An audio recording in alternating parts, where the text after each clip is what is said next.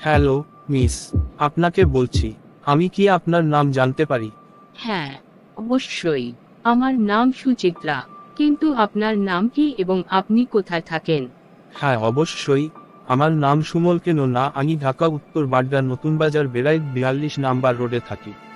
তুমি কোথায় থাকো? আমি ঢাকা উত্তর বাড্ডা নতুন বাজার বেড়াই 42 নাম্বার রোড কবরস্থান মোড়ে আমার বাসা।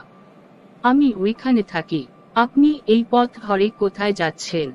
শালার বেটি ছাওয়াল তো অনেক সুন্দরী। ওকে পটানো যায় কি না দেখি। এই রে, শালার বেটা ছাওয়াল তো দেখছি আমাকে পটানোর পন্থী আসছে।